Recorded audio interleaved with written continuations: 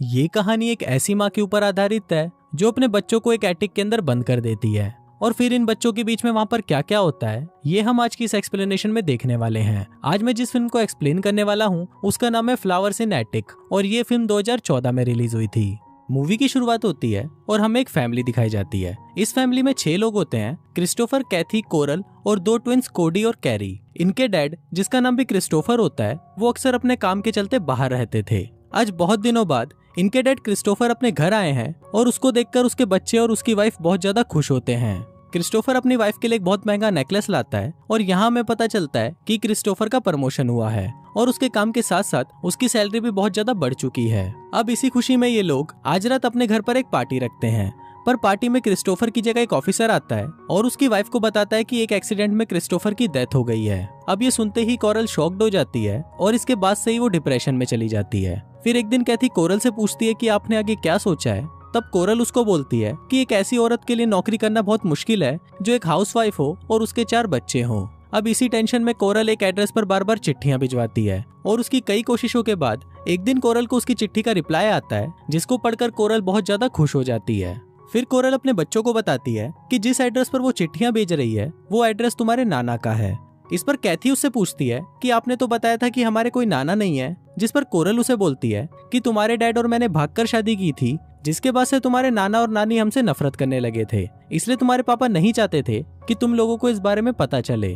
Coral उनको ये भी बताती है कि मेरे लिए 4 बच्चों का बोझ उठाना बहुत ही मुश्किल है और तुम्हारे नाना बहुत ही अमीर हैं, इसलिए हमें आज ही वहाँ के लिए निकलना होगा। फिर जब ये लोग वहाँ पर पहुँचते हैं तो बच्चों को वो जगह बिल्कुल भी अच्छी नहीं लगती क्योंकि वो जगह बहुत ही सुनसान और डरावनी थी। तभी वहाँ पर हम कोरल की माँ ओलिविया को देखते हैं जो बहुत ही ज्यादा खड़ूस होती है और वो उनको बोलती है कि मुझे इस घर में किसी भी बच्चे की चिल्लाने की आवाज नहीं आनी चाहिए और तुम्हें यहाँ पर रहने के लिए मेरे सभी रूल्स को मानना होगा और अगर किसी ने भी मेरी बात नहीं मानी तो तुम सबको इस घर से बाहर निकाल दिया जाएगा। वो बच्चों को बोलती है कि जब तुम्हारी माँ यहाँ से चली जाएगी तो मैं तुम्हें इस रूम में लॉक कर दूंगी ताकि तुम लोग यहाँ से बाहर ना निकल सको, क्योंकि तुम्हारे नाना को अभी तक ये नहीं पता कि तुम यहाँ पर हो। अब ये सुनते ही कैथी अपनी माँ से पूछती है कि आपने नाना को हमारे बारे में क्यों नहीं बताया। तब कोरल उसे बताती है कि तुम्हारे नाना तुम्हारे डैड से बहुत ज्यादा नफरत करते थे, पर अब वो बहुत बूढ़े हो चुके हैं और कभी भी टपक सकते हैं और उनके टपकते ही सारी प्रॉपर्टी हमारी हो जाएगी।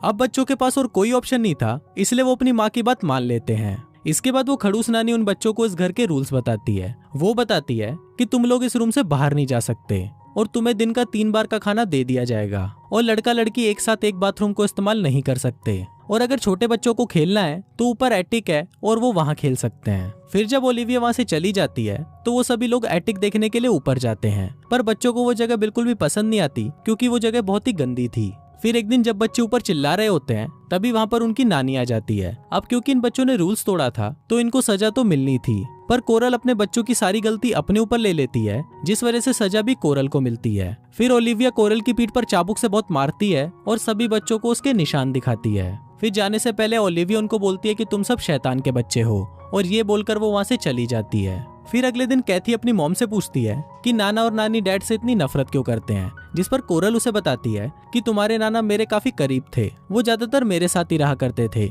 जिस वजह से वो तुम्हारी नानी को ज्यादा टाइम नहीं दे पाते थे और इसी कारण वो मुझसे चिढ़ने लगी। फिर एक दिन तुम्हारे नाना अपने भाई को यहाँ पर लेकर आए जो रिश्ते में मेरे अंकल लगते थे और उनके मॉम और डैड की डेथ हो चुकी थी। वो लड़का दिखने में बहुत ज्यादा अच्छा था जिस वजह से मैं उसे पसंद करने लगी और फिर एक दिन हम दोनों ने भागकर शादी कर ली, जिसके बाद से तुम्हारे नाना ने मुझे जायदाद से निकाल दिया और वो हम दोनों से नफरत करने लगे।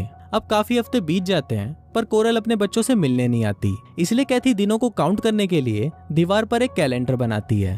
फिर एक दिन कोरल जब उन लोगों से मिलने आती है तो वो बहुत ज्यादा खुश लग रही होती है। फिर कैथी कोरल को बोलती है कि तुम नाना को हमारे बारे में कब बताओगी, जिस पर कोरल उसे बोलती है कि वो ऐसा कभी नहीं कर सकती क्योंकि यहाँ पर आने से पहले कोरल और उसके डैड के बीच में ये बात हुई थी कि अगर तुम्हारा कोई भी बच्चा नहीं होगा तभी तुम इस घर में रह सकती हो और मैंने उनको ये बोला था कि मेरा कोई भी बच्चा नहीं है। अब ये सुनकर कैथी को बहुत ज्यादा बुरा लगता है और उसे लगता है कि कोरल हमें यहाँ बंद करके अपनी जिंदगी आराम से जी रही है। अब कैथी अपने छोटे बहन भाइयों का माँ की तरह ख्याल रखती है क्योंकि कोरल उनसे काफी हफ्तों तक मिलने नहीं आती और फिर एक दिन जब वो उनसे मिलने आती है तो वो उनके लिए नए कपड़े और गिफ्ट्स लेकर आती है, पर इन बच्चों के लिए इन गिफ्ट्स का कोई मतलब नहीं था क्योंकि वो अपनी जिंदगी एक कमरे के अंदर घुट घुट कर जी रहे थे।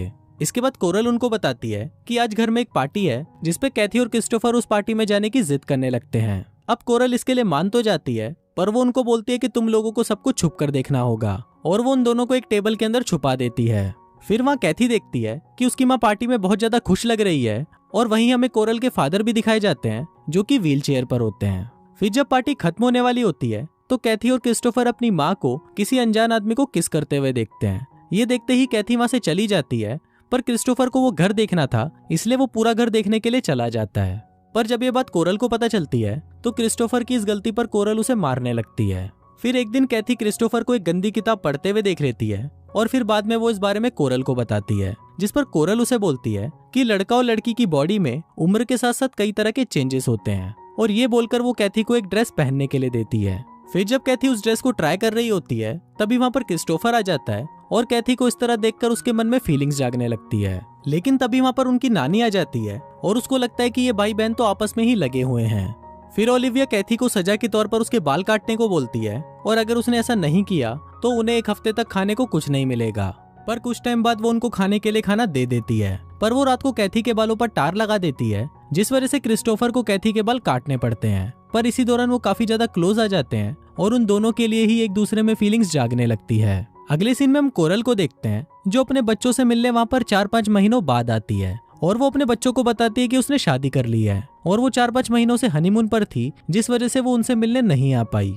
अब ये सुनकर क्रिस्टोफर और कैथी को बहुत ज्यादा गुस्सा आता है, और वो इस बात के लिए कोरल के ऊपर भड़कने लगते हैं। पर कोरल उनको शांत करने के लिए ओलिविया के हाथों उनके लिए डोनट्स भिजवाती है। फिर अगले सीन में हम क्रिस्टोफर को देखते हैं, जो बहुत ही चालाकी से ओलिविया से उस कमरे की चाबी का प्रिंट एक साबुन में ले लेता है, और ये लोग यहाँ से बहुत सारा पैसा चुरा कर यहाँ से भागने का प्लान बनाते हैं, और इसके लिए ये लोग रोज घर में चोरी करना शुरू कर देते हैं। फिर एक दिन इनको चोरी करते हुए एक किताब मिलती है, जिसमें घपाघप की सारी पोजीशंस के बारे में लिखा होता है। अब उस किताब को पढ़कर उन दोनों में फीलिंग्स जागने लगती है, और वो दोनों वहीं पर ही घपाघप करना शुरू कर देते हैं। फिर अगले दिन हम उनके छोटे भाई कैरी को देखते हैं, जो बहुत ज्यादा बीमार होता है, जिसके बाद कोरल ना चाहते हुए भी उसको हॉस्पिटल ले जाती है। फिर कुछ दिनों बाद कोरल वहां आकर उनको बताती है कि कैरी को फूड पॉइजनिंग थी, जिस वजह से उसकी डेथ हो गई। अब इसके बाद से हम देखते हैं कि इन सभी की तबीयत धीरे धीरे खराब होना शुरू हो जाती है, पर ये लोग इतना पैसा तो इकट्ठा कर लेते हैं कि यहाँ से भाग पाएं, और आज ही ये लोग ब्रेकफास्ट के बाद यहाँ से भागने का प्लान बनाते हैं। पर तभी वहाँ पर कोडी उन्हें बताती है